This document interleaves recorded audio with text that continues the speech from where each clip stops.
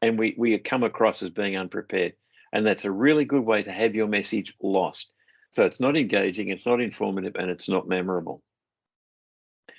So is winging it okay? Well, if you wing it, you can look unprepared and ill-informed. You can come across as disrespectful or disorganized. And lastly, you're very unlikely to hit your target. So it's a bit of the ready, fire, aim scenario. So if you're going to try and winging it, there's a really good chance you're going to miss your target. So I would suggest to you that winging it is not okay. I would suggest to you those people who come across really strongly as effective wingers, if you like, are the ones who've actually put in the work up front. They know their topic really well. They know exactly the key points they want to get across, and they know how to do that. They may seem to be casual wingers at it, but they've done the work before they've got to that place. So don't wing it. So what does it take to make it effective? The first thing is plan. And I can't nail this too strongly. Planning is the absolute go-to must before you can get anywhere. The second is the preparation part of it. And the third is the practice. Each of these are important in equal measure. Now, let's have a look at plan first. Now, this is where the 5 Ps model come in. Now, in some parts of the world, I've seen this as being the 6 Ps. And the 5 Ps are proper planning prevents poor performance. I'll let you guess what the 6th P is in some of the models, but we'll stick with the polite version of it, which is this one here. So when you're thinking about your presentation, when you're thinking about the plan of your presentation, the very first question you've got to ask is, what's the reason for doing this presentation? Why am I doing it? What are the key things, reason, purposes I'm trying to get to doing this presentation? The second is, what am I going to be talking about? Now, I might have a very broad area of knowledge and I've got half an hour. I can't dump it all in half an hour. So what are the key things I need to nail? What are the key things I'm going to be talking about? So in the planning process, apart from understanding why I'm doing it, understand what bits are the important bits to communicate that meet that purpose or reason for doing it. And the third thing is, what are the key points I want them to get? So if they get nothing else, what are those 2, 3, 4, 5 key points that I want them to take away from this presentation that they will remember? And if I can do that, then I've actually nailed it. So that's the planning part of it. Clearly understanding the reason for doing it, clearly understanding what I'm going to be talking about, and clearly understanding and articulating what are the key takeaways. The next is preparation. Now, the first part of preparation, after you understand what you're going to talk about, is to script what you're going to talk about. There's a couple of ways to do this. One is to write out longhand or type it if you're that way inclined, but not informal speak. Type it or write it as you would actually say it. So that you're actually going from the cognitive part of the brain to the out there. This is connections now. If I actually articulate the words, I start to embody my message. And when it comes time for doing the presentation, I've actually already done the presentation a number of times because I scripted it and I've delivered it based on that. Another way is to video it through Zoom or whatever, video it and then watch yourself played back to understand what makes sense, what doesn't make sense in what you've been saying. The next is, what tools am I going to use? For example, in doing this presentation, I had to make sure I understood how Microsoft Teams work. I had to understand that, make sure that the tools I was using would work on the platform. I had to understand how the various aspects of PowerPoint and its limitations in this. So understanding all of the tools I was going to use. Now, if I was doing a face-to-face presentation, I'd need to understand what's the technology I'm using, what's the equipment I'm going to be using, what's the environment going to be like, so I can know exactly what I'm stepping into in terms of the tools I'm using. And thirdly is the delivery. How am I going to be delivering this? Is it going to be standing up at a podium? Is it going to be sitting down doing a presentation to a camera? How am I going to be doing it? What do I need to do in terms of my energy and presentation? Is this going to be a casual thing, t-shirt and jeans with one foot up on the desk? Is it going to be something formal? Who's my audience? What am I trying to do with my audience? So the next thing is practice. So we've planned it, we've prepared it, writing our script. Now it's time to practice. And the first step of practice is reading your script, watching your video, reading your script, and keep doing that until you really get a sense of you know it. Now, this isn't learning your script by heart, because there's nothing worse than being read to or recited to from memory. So what we're trying to do here is understand what your speech is, what you're trying to say. So practice with the script, and then in the process, learn the timing. So what is the timing on each of these things? Is it how many minutes per slide? Where are the key ones? What slides are going to take longer? What slides are going to take shorter? What's the impact points where I have to make sure that they are landed, so if I'm running close to the end of time, I haven't missed any of my key points. And lastly, in the practice, is doing it without your script.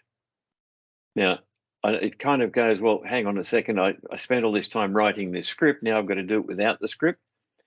Well, you're not going to be able to read your script in front of a group, because there is nothing less engaging than somebody standing there reading, blah, blah, blah. I mean, if somebody's going to read me a script, I'd rather they just emailed me the script. I won't watch your presentation, just email me a script if that's what you're going to do. So now doing it without the script is a way of starting to connect with the material more at a heart level than a head level. So you're starting to put the energy into what you're reading. So places to do that: in front of a mirror. So practice in front of a mirror or a video camera, so that you get to see yourself. What do I look like? What are my gestures like? Do I have a screen that's this wide, or are my hands going to get chopped off when I make these gestures? How much space do I have? How much room do I have? What is my face doing in all of this? Do I have a serious passive face that will have everybody wondering if I'm being grumpy? Or can I animate my face enough that people feel the joy in what I'm doing, or at least get the energy of what I'm doing? And the varying pace, pitch, volume, and tone in the voice, so people are along for the ride. So when you're practicing practicing in front of the mirror, it's also listening to what you're saying and how you're saying it. The next is in the car. Great place to practice your speech while you're driving. There's nothing much else going on. So just practice your speech. You can't read it from the script while you're driving. So it kind of forces you to start to learn it. And the third place is with family and friends. Press gang some family and friends and say, hey, I'm doing a presentation. I'd love you to come and listen to what I have to say. So it's a place to get some feedback as well. All right, so that's kind of the practice space.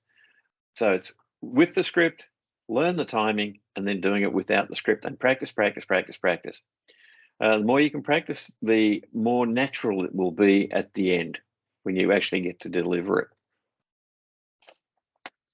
So the next one is goodbye to the script. So what do you do if you get rid of your script? You need to convert your script to bullet points. Now, in my case here, I've taken each of the slides and I've created a little 3x5 or menu size card so that I can just keep track of what's coming up next by flipping the cards down. But the bullet point on the screen is enough to tell me the information I needed to convey around that bullet point, because I learned it from my script. When I scripted it, I wrote exactly what I was going to say here. Now that the bullet point just connects me to that memory place. Second is 1 card per slide, as I already talked about, and practice with the cards. So keep practicing with the cards. So even if you're in the car, you can grab a card, look at it, turn it over, and say whatever needs to be said. The more you practice with the cards, again, the more fluent you become, the more easily that it will flow. And just remember, proper planning prevents poor performance. So this is all part of keeping that planning process connected. And if you want to become a really good winger, as I said before, more practice until you get to the place where it just naturally rolls off. And they're the people who are very effective at ad hoc presentations. All right, so now comes the time for the presentation. Now, this is the bit where most people will tend to struggle, because this is the place where you're actually standing up, or sitting down in this case, to do your presentation. And the first thing that happens when we go into anxiety is the diaphragm below the lungs locks up, which forces us to do shallow breathing. When we're doing shallow breathing, the first part of the body that shuts down is the brain, because the brain's not getting enough oxygen. Now, what do you need most when you're doing a presentation? I would suggest to you, it's your brain, because it's going to connect you with your information. It's going to connect you with your story. It's going to connect you with your feelings. So breathing is a key part of this. So when you start, make sure you're breathing. So take a breath before you start to just kind of settle you down, get some oxygen flowing, and you can move on. The other thing that's important here is also make sure you're hydrated, because people who are not hydrated will also have the same problem, because when you're dehydrated, the first part of the body to shut down is the brain. And the last thing you need is your brain shutting down. So breathe. Once you breathe, then speak. So you're now doing your delivery. You're now going through your material. You've been through it a dozen times before, so you know where you're going. And then something terrible happens. You get confused by a point on your card, or you drop your card, or somehow get distracted, or you find yourself getting nervous again, so you start to speak faster or softer or louder, depending what your particular thing is. So here's where I would suggest to you is the place for this.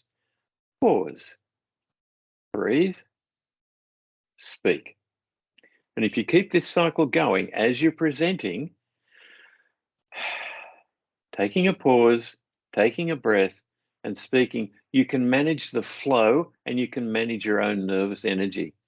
And that's the real key here, is managing your own nervous energy, so that as you're presenting, as this magic is going on, you are really staying in control. I'm sure we've all seen presenters who stop for a moment. They may stop and check their notes. They may just look at the audience. Those are the times where presenters are often just taking a breath, reconnecting with their breathing, and reconnecting with their material, and then speaking. So I really strongly encourage you to manage this process of breathe, speak, and pause, breathe, speak. So rinse and repeat.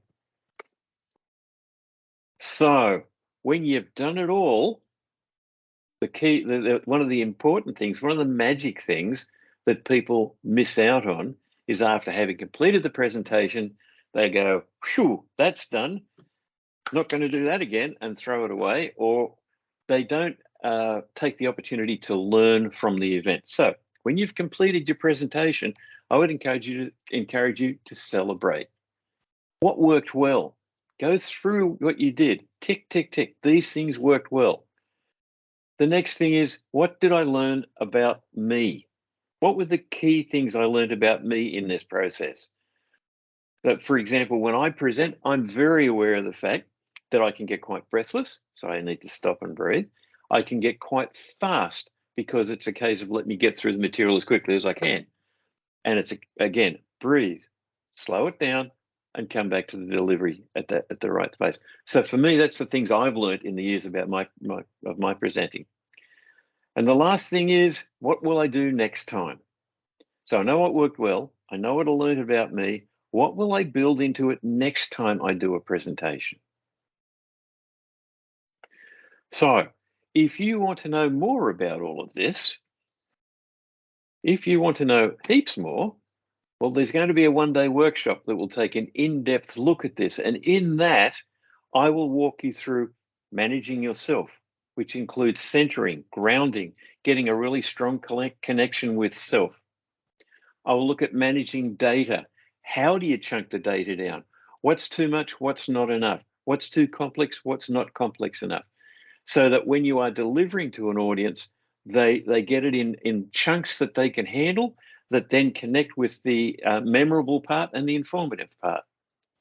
And thirdly, how to connect with your audience, understanding the different types of people you have in your audience, how they learn, how they take in information, how they respond to information. And at the end of all that, you will have the skills to create an engaging, informative, and memorable presentation, because planning, preparing, and practice is the underpinning message in all of that. And it's how you do that that becomes the magic. Heads nodding. So, questions? Thank you, Errol. We are recording this session, and the link will be available in our website. And at the same time, I'll share the link in the LinkedIn on LinkedIn. And as I said, like our webinar sessions are interactive, so it's just not like one side of the talk. We take half of the session for question and answers. So please ask if you have got any question to Errol. And please don't forget to switch on your mic when you ask the question, because that's very important. So there's a microphone button at the right upper corner of the screen. So whenever you talk, click that mic button, and then please ask your question. Another thing, you can type in the chat session, click the chat box. There is a chat box on the top of the screen. And if you hit the chat box, then you can type in if you have got any questions. So I'll read it, and I'll read it to Errol.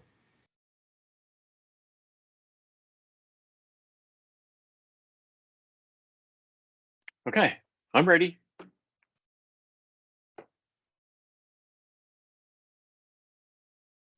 Errol? Marianne. Hi. When you're thinking about how you're going to present, so you get told that somebody wants you to do a presentation, whether it's online or face-to-face, as in up front in front of a group, what's the first thing that you're most concerned about in putting a presentation together? I guess I need to understand, the thing that concerns me most is exactly what is it that I'm going to be doing? What am I trying to hit? What are the key points I'm trying to get across? Because if somebody said to me, I want you to do a presentation on some area that I'm quite expert on, I could spend hours and hours. But if I've got a limited time, I need to know exactly what is it you want me to get to. What are the key points you would like your audience to walk away from? So that's the first thing I'm concerned about. Why am I doing it? And what are the key takeaways I want people to get out of it? Thank you.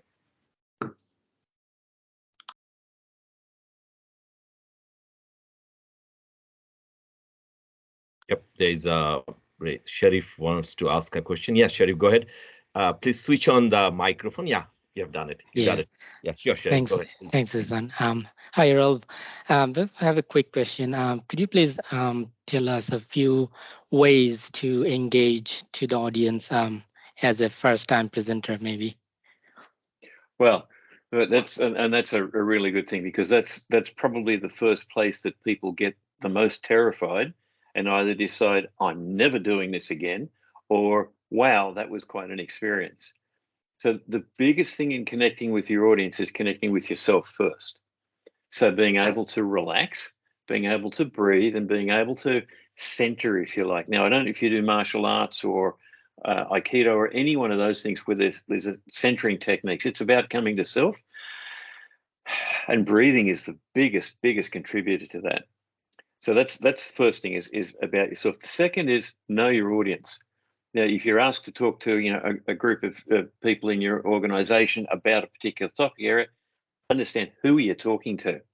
Now, sometimes you may not be able to find out all of who's going to be there, but as a first-time presenter, at least understand some of the people that are there. And the other thing is, know that everybody at that meeting is going to want you to be successful. I mean, it's one of the neat things. There's very seldom, as a presenter, have I ever gone into a meeting where I've known there's been one or two people would like me to fail. Most often, everybody wants you to succeed. So if you're sitting down before you speak, take a breath, look around your audience, look for a friendly face. You'll find one. Connect with that and start speaking. So you're actually speaking to somebody who you know you're connecting to. And that's probably the key thing. And before you do all of that, of course, you did hear me say about planning, preparing, and practice. So you already know what you want to say. So you've already been through it. Does that answer your question, Sharif?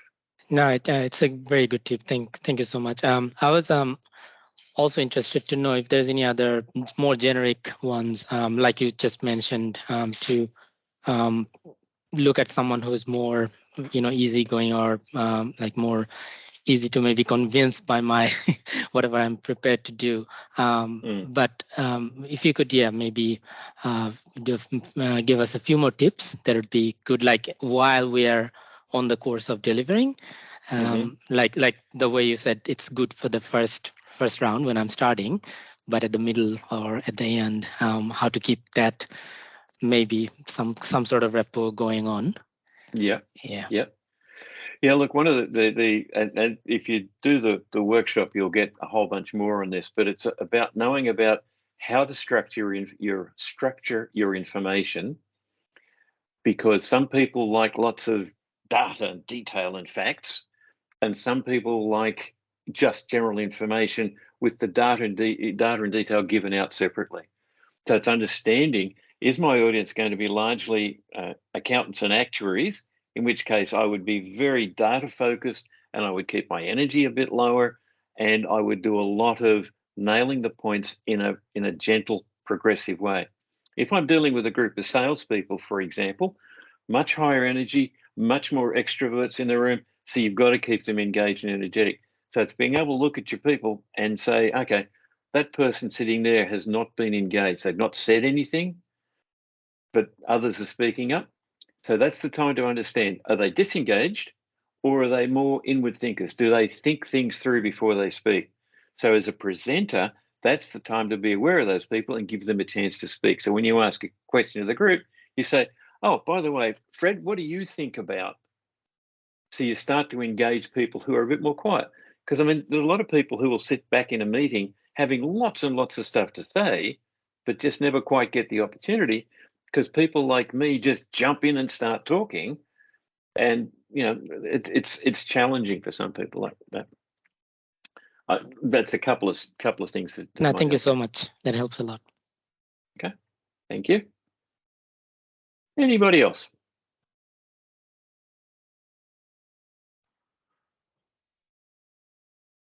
We got some hands up. Shahriar would like to ask a question. Yes, Shahriar, go ahead, please. Right. Good morning, Professor, and good evening to you.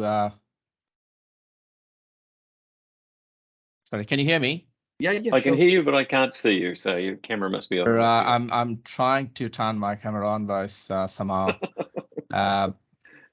maybe it's my laptop. So well, we can do it without the camera. Okay, but, yeah, I think you can see me now. There you go. Right. Okay. Right. My question is like when I'm in front of a large audience in a conference, and during the Q&A, someone asked me a question and I'm not really sure how to answer it. So how to handle this situation? How to handle the embarrassment? Okay. So the first thing is, if somebody asks you a question and you don't know the answer, the key thing is to say, well, hang on a minute, I'm not sure I know the answer to that. Let me think about that. Or can I take that offline and talk to you about it later? So often you'll get a question that doesn't sit in your main topic, whatever it is you're talking about. Exactly. And it's okay to say that to somebody, oh, look, that's a great question. I'm not sure how to answer it right now, or that's a great question, but can we take that one offline afterwards? And as soon as I'm finished here, you and I can get together and we can talk about that. So that's one way to handle it. The other is, look, I'm not sure I have the answer to that question. Does anybody else here have anything to say about that? So engage others around you in your audience who might have an answer to that. But it's okay to admit, I don't know all the answers to everything. And no presenter ever does. And it's the worst thing you can do is try to cover it up by bluff and bluster. So if you're honest, because your audience knows that they're there with you. They know that tough questions can throw people. So yeah, be honest. Thank you.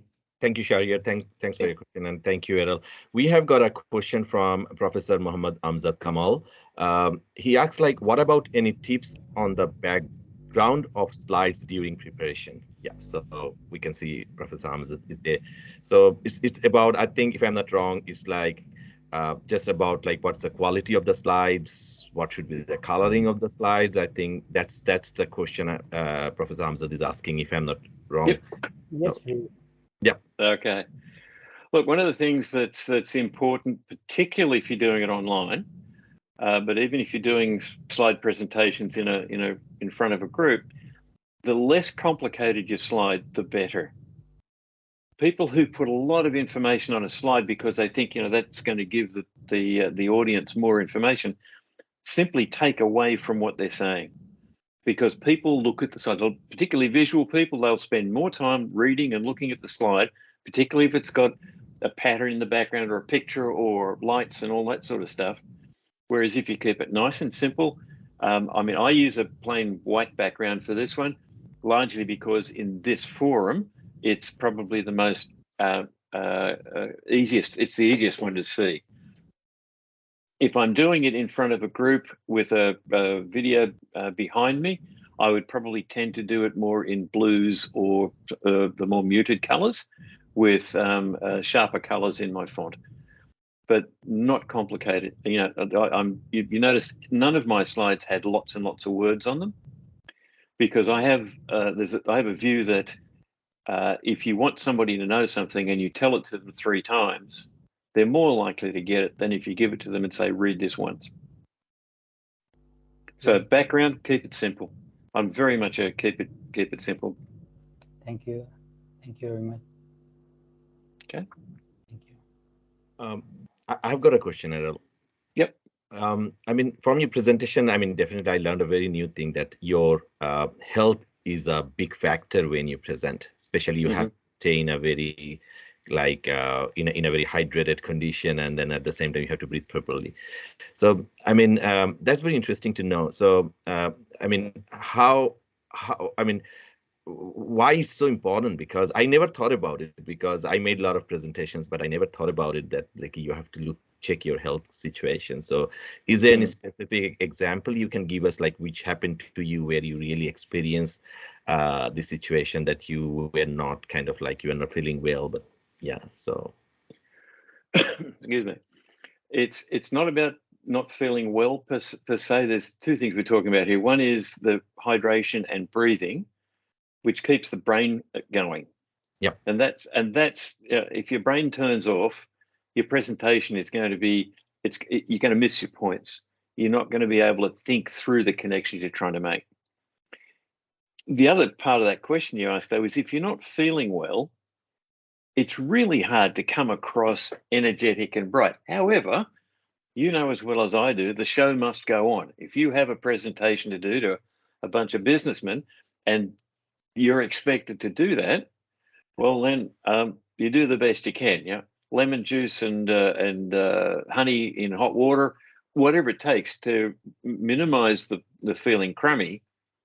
But a part of that is breathing and hydration. Because the more you breathe and the higher levels of hydration, the less crummy you feel. In fact, a lot of things like common colds respond better if you're hydrated.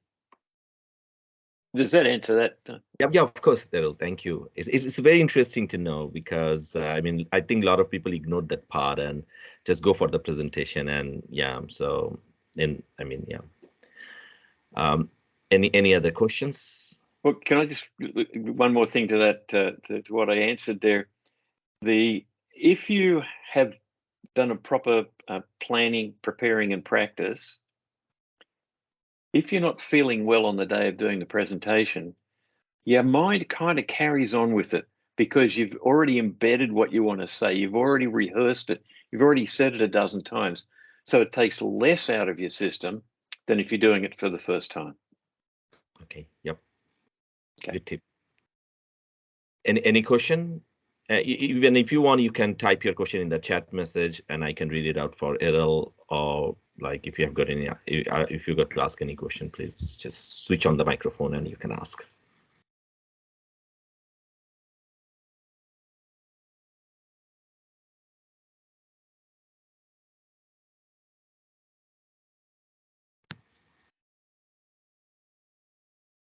Toimur wants to ask a question. Yes, Toimur, please go ahead.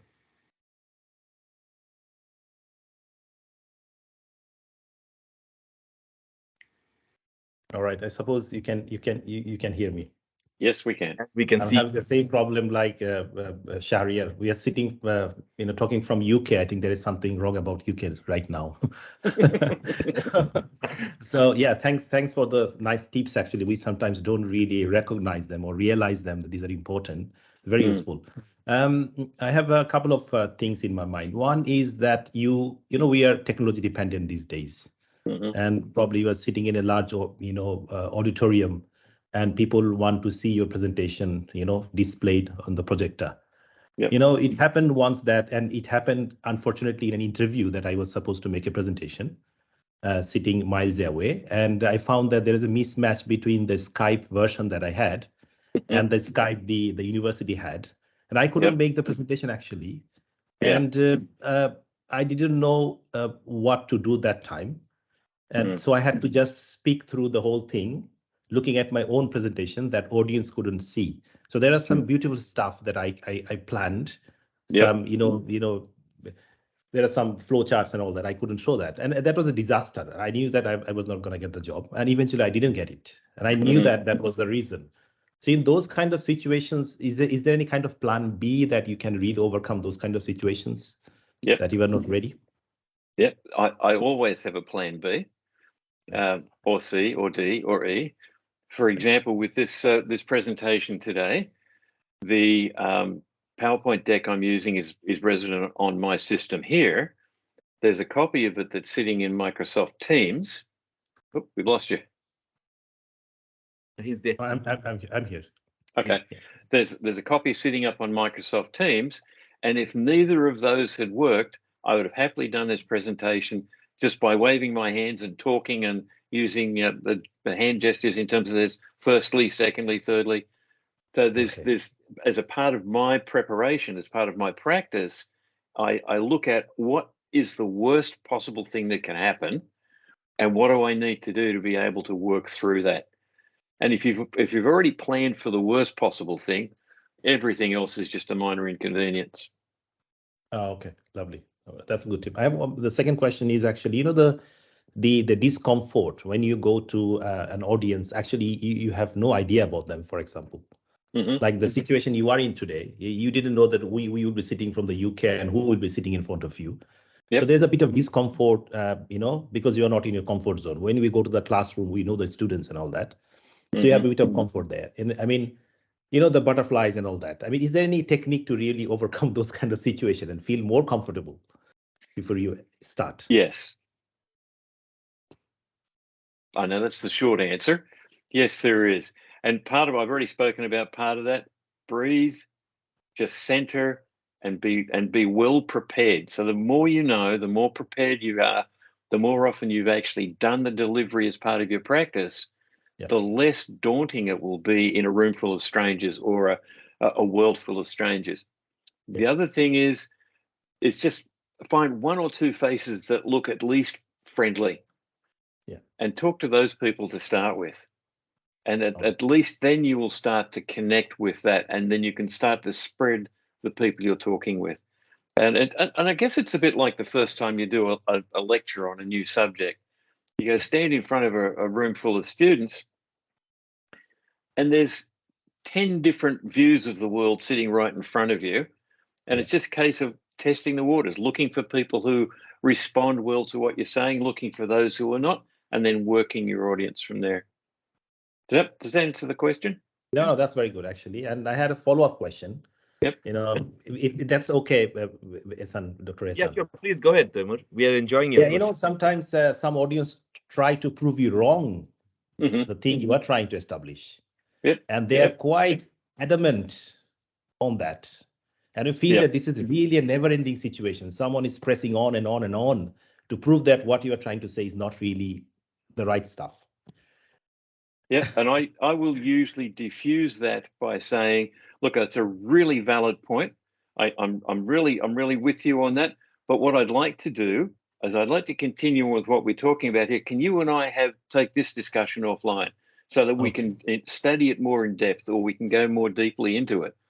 All right. Because often people who are doing that derailing stuff are doing it for the sound in their own voice. It's not because they actually have something worthwhile to be said. It's just they like to be disruptive. You know, the world's full of those.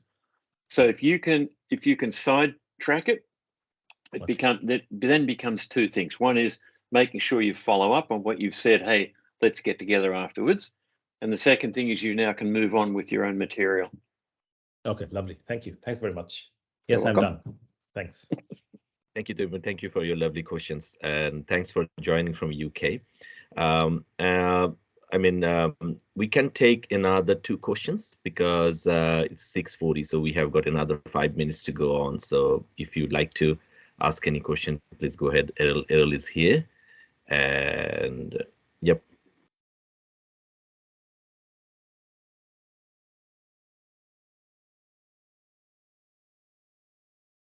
Really quiet when nobody's asking questions.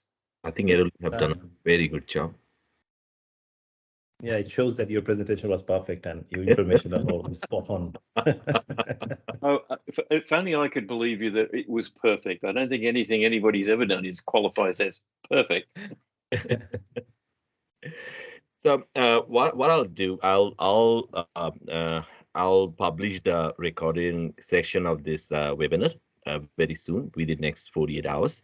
And please look into the LinkedIn profile, or at the same time, I know the participants list. I'll send it to your email address, the link, so you can get it from there. And thank you so much for participating today and making this webinar session so interactive. Thank you so much, Errol, for giving your valuable time to us, and we look forward to your other sessions coming up in future. And thank you so much. Yep, there's a question.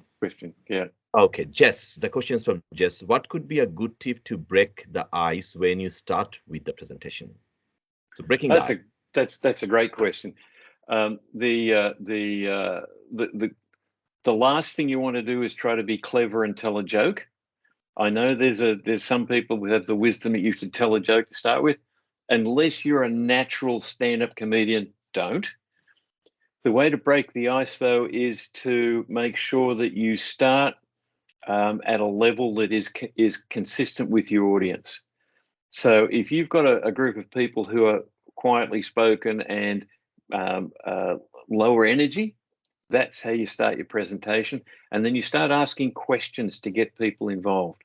So breaking the ice is really just getting people, giving them permission to talk. So asking simple questions. Like, so I'm going to be talking about X. Who here has had any experience with X, or those sorts of things? So you start to get a sense of who's willing to participate, and also what their level of expertise is. And that kind of breaks the ice. Or you can do formal icebreakers, but for a short presentation, I wouldn't worry about it. But if you're doing a one-day workshop, then icebreakers along the way are useful things. Thank you, Errol. Thank you, Jess. Thanks for asking this question. I think we can go with one more question. It's 6:43. We have got 2 more minutes. So if you'd like to go with it, we will go with it. If you don't, then we'll wrap up the session. And as a presenter too, this is one of the things you have to be aware of, that some people won't ask questions because they're worried that their question may seem a little frivolous or off the point or something like that. And then sometimes you end up with an avalanche of questions at the end because people go, oh, it is okay to talk about that, or it is okay to ask those sorts of questions.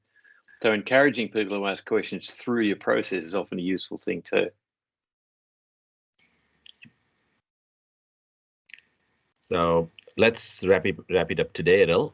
And Okay. thank you so much again, Errol, for coming in today, and all of you for participating. And I'll definitely share the recorded link with you very soon.